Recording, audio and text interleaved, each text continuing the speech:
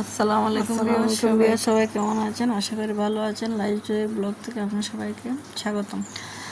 তো শারীরিক তেমন একটা ভালো না, তো সবসময় ভিডিওটা শেয়ার করতে পারি না। তো একদিন পর আজকে চলে আসলাম আপনাদের নিয়ে একটা নতুন ভিডিও।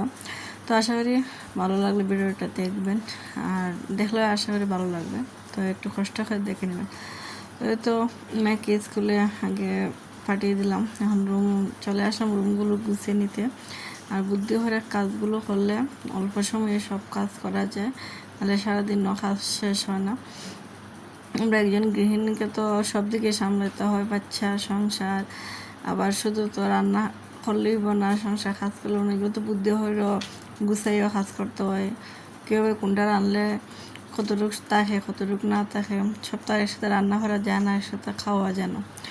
তো সব কিছু ম্যানেজ করে বুদ্ধি করেই একটা গৃহিণীকে সব দিকে চলতে হয়।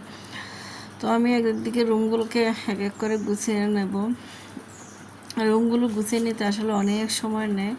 তো 8-9 মিনিটের ভিডিওতে হয়তো সব কিছু শেয়ার করা যায় না, যতটুকু পারি শেয়ার করতেছি। তো আমার আসলে রুমগুলো গুছাইতে অনেক ভালো লাগে, সবচেয়ে বেশি ভালো লাগে আমার রুমগুলো পরিপাটি রাখতে।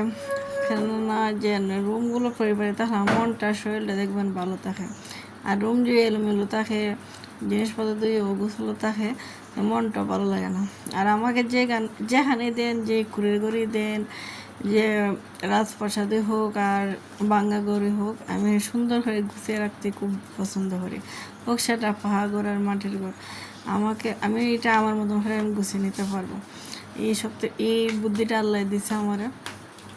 তো আমার ড্রেসিং টেবিলটার আয়না লাগাইতে পারতেছি না, কেন একটু রাস্তার সমস্যা, এখানে নেওয়া না অনেক ঝামেলা। তো দেখি কী করা যায়। আর বাসা চেঞ্জ করে জিনিসপত্র অনেকগুলো নষ্ট হয়, তা তো জানেনি। তো প্রতিনিয়ত জীবনের সাথে যুদ্ধ করে আমাদের গৃহিণীদেরকে চলতে হয়। প্রতিদিনই যুদ্ধ হয়তো সবাই দেখে না, নীরবে নির্ভীর যে আমাদেরকে কাজ করতে হয়। তো দেখে না পুরো লুকটা কেমন লাগতেছে। তো একটা পরিপাটি লুক দিতে গিয়ে অনেক সময়, অনেক ধৈর্য নিয়ে অনেক কাজ করতে হয়। অত এটা 1 মিনিট 2 মিনিট না, আমার অন্তত আধা ঘন্টা লাগছে রুমটা গুছাতে। তারপরে বাইরে যারাই যেখানে থাকেন সবসময় চেষ্টা করবেন বুদ্ধি করে গুছিয়ে কাজ করার। আর আমরা যে বুদ্ধি করে গুছিয়ে কাজ করি, দেখবেন ঘরটাও সুন্দর হয়, সময় বাঁচে, আপনি অনেকগুলো কাজ করতে পারবেন। শুধু যে আমি তো শুধু রান্নার কাজ এটা না, আমাকে মেয়ের পড়াইতে হয়, মেয়ের নোট করতে হয়, আবার ধরেন টুকটাক সেলাই টেলাই এগুলো আছে, সবজি আছে, অনেক কিছুই করি। তো এই কাজটা নিয়ে সারাদিন পরে তাহলে হবে না। অত সব কিছু আপনাদের সাথে শেয়ার করতে পারি না, কোনো সময় করি, কোনো সময় না। তো ইদানিং আমার শরীরটা একটু বেশি খারাপ, আর যার কারণে আমি সব কিছু কাজ করতে পারতেছি না। যতটুকু পারি, যেগুলো না হলেই নয় সেগুলি করতেছি। তো দোয়া করবেন যাতে আমি তাড়াতাড়ি সুস্থ হই। আমার ব্যস্ত দিনগুলোই থাকতে ভালো লাগে, আর আমার কাজের মধ্যে থাকতে ভালো লাগে। সারাদিন শুয়ে বসে থাকাটা আমার পছন্দ না, আর শুয়ে বসে থাকতে আমার ভালো লাগে না। আর রুমগুলোকে গুছাতে গুছাতে অনেক সময় চলে যেতেছে, এদিকে আবার রান্নার সময় চলে আসতেছে। আমাকে আবার একটার ভিতরে রান্না শেষ করতে হয়। মেয়ে যেহেতু 1:15 সময় টিফিন খাইতে আসে, আজকে তো টিফিন না, আজকে হাফ ডে, চলে আসবে একেবারে। তাই একটু নিশ্চিন্তভাবে কাজ করতেছি। আচ্ছা, একটু লেট হলে সমস্যা নাই, ও একবারই চলে আসবে বাসায়। আজকে আবার ওরে গোসল করাইতে হবে, ডেইলি গোসল করতে চায় না, তো যেদিন গোসল করাইতে হয় একটু জামালি খোয়াইতে হয়। তো চেষ্টা করা এখন নিজে নিজে তার একটু করানোর, আমি নিজে এত তাড়াতাড়ি ছাড়িয়ে দিই। তো দেখেন আপুরা, রুমটা গুছিয়ে নিলাম এক এক করে সব কিছু। যখন চলে আসলাম আরেকটি রুমে। আমার রুমগুলো মোট আমার বেডরুম 2টা, আর এটা আসলে ডাইনিং রুম হয়, কিন্তু তারপর বেড রাখতে হয়। 3টে বেডরুম করছি, আর এক এক করে গুছিয়ে নিতেছি। আর ড্রয়িং রুম, ডাইনিং যাই বলেন, তা গুছাতে অনেক সময় নেয়। তো সব সময় আর সব কিছু শেয়ার করতে পারি না, যতটুকু পারি শেয়ার করতে পারি। তো আমাদেরকে মেয়েদেরকে অনেক সময় অনেক ধৈর্য নিয়ে কাজ করতে হয়, যাই বলেন। তো এই তো রুমটি আগে একটু গুছিয়ে নিয়েছিলাম সকালে, তো আর এখন একটু ঝাড়ু দিয়ে নিতেছি। তো দেখবেন সবসময় ধুলাবালু প্রতিনিয়তই আসে। প্রতিনিয়ত কিন্তু আমি আমার ডেলি রুম ঝাড়ু দেওয়ার আগে আমি সব কিছু জেরে মুছে তারপরে রুম ঝাড়ু দিই। তারপরে যে ধুলাগুলো কোথা থেকে আসে আমি তাও জানি না, আবার ঝাড়ু দিয়ে আবার মুছি।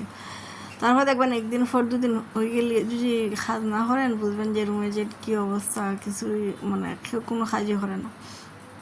কিন্তু আমার এই গাছটার অনেক অবস্থা খারাপ, এদিকে একদিন ধুয়ে দিব ভালো করে। তো রুমটা ঝাড়ু দিয়ে দেখলাম এগুলো একটু ময়লা ময়লা লাগে, তা ভাবলাম একটু ঝাড়ু দিয়ে নিই। আসলে যেহেতুই কাজ করা যায় না, কাজের কোনো শেষ নেই। তো কাজ যেতটুকু করে শেষ করেই আবার রান্নায় চলে যেতে হবে। তো রুমগুলোকে একটু দুধ গুছিয়ে নিয়ে চলে আসলাম।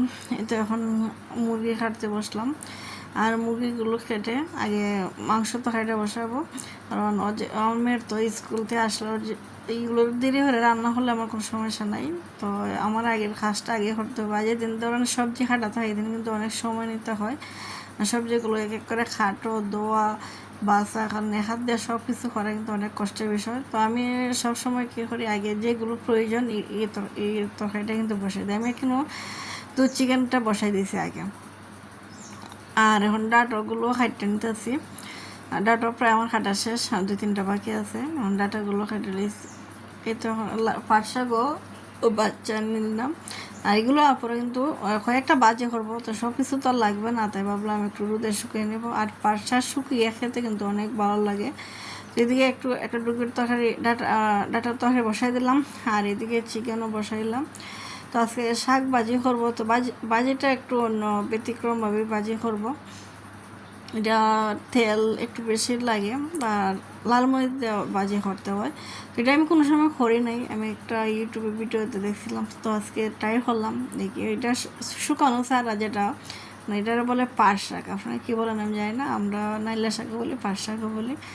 তো আমাদের এদিকে নাইলা শাকই বেশি বলা হয়, তো অনেকে মনে হয় পাট শাকই বলে। তো যাই হোক ভিউয়ার্স, খাইতে অনেক মজা হয়েছে। ভালো থাকবেন, আসসালামু আলাইকুম।